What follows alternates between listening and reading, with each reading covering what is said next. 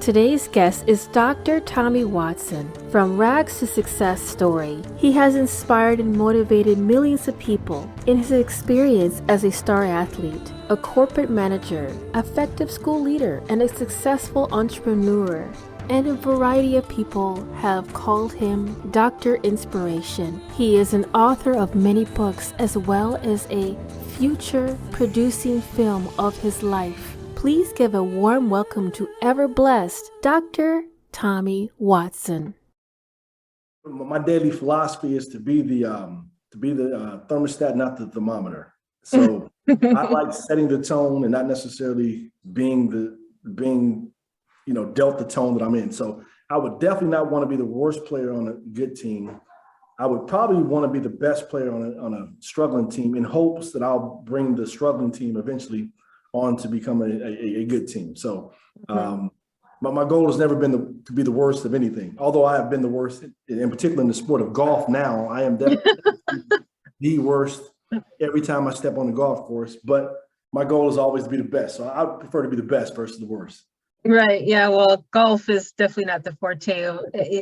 I can't even, it's not even in my dictionary, but I'm glad you actually are accomplishing to look good in the process of doing that. One of my, the movie pieces I'm pitching to Hollywood, there's a series I'm calling Resilient Below Poverty. People say, well, Dr. Watson, what's below poverty? And I tell them homelessness. So when I was in middle school and my siblings and my brother and I were going to this middle school together, the school bus would go get all my friends from the projects who were, and I'm not minimizing that situation. It's tough, living in single parent households, but they were all coming from the same environment. They were all pretty much in a stable environment, even though they were government supported. We were coming in from a motel room where the school didn't have our address. No one had our telephone number. We wouldn't get any government assistance because my parents were involved in legal activities. And, we didn't eat oftentimes at the motel room. So our meals came at school. Our clothes were dirty. I remember even in second grade, Jasmine, we returned to a motel room that we were living in. Because again, we lived in 7, not just visit overnight. We lived, all of our stuff was in them. We returned to one motel room. I remember my dad going up to the door and tried to put the key in the door and it wouldn't work. And he turned to the owner who was outside and he said, hey, what's going on with the door? And the owner said, you guys haven't paid rent, get out of here. And me and my father went back and forth and he finally said, get out of here before I call the police. And right then that was a sign that we had to go. And Jasmine, we literally, I was in second grade, we literally walked away from that motel room, got back into the car. We left everything we owned in that motel room and went down the street to the next motel room and had to start life all over again. Wow. I tell people when you start talking about homelessness is quite different than being in poverty. Oftentimes my friends in the projects, they grew up in the projects their whole lives. That's tough. But at least you had a place to stay. I mean, we were returning home. We didn't know where we were going to stay at, didn't know where my parents were going to be at.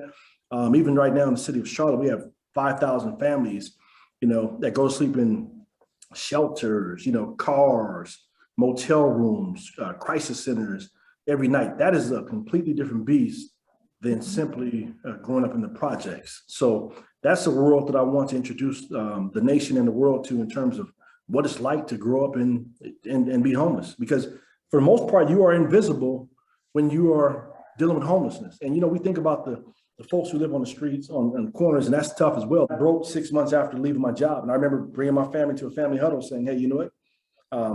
Because for me, it was important for me to be at a place where I felt God was calling me to do. So I walked away from making $120,000 a year as a principal, had job security. My families loved me. My staff enjoyed me. The district loved me. They wanted me to be superintendent. But for me, my purpose was calling me to a different direction. And all I wanted to do was inspire people and I wanted to go home. So I walked away from that and people thought they thought I was nuts. Even though my brokest days, they were saying, what's plan B? And I said, there is no plan B. It's This plan A. This is going to work at some point in time. So I brought my family together in a huddle. And I said, you know what? I'm not going to just go jump into another job just to maintain what we have here. I said, we were in a 3,000 square foot house. I said, we're going to probably scale down to a 2-bedroom apartment for about the next year or two. But I promise you, in the years to come, Dad is going to have you at a different place where we're going to be okay. But for now, in the in between time, I'm going to sacrifice everything we have to bet on myself to do this one thing that I know is going to help and really help me and help many other people later on. Thank you for listening to Noise Paloo Zion podcast. And if you enjoy listening to my podcast, please don't hesitate to give me a 5-star rating on Apple or Spotify. Also wanted to give a shout out and thank you so much to all my guests, past, present, and future. And stay tuned for the next upcoming episode on Fridays.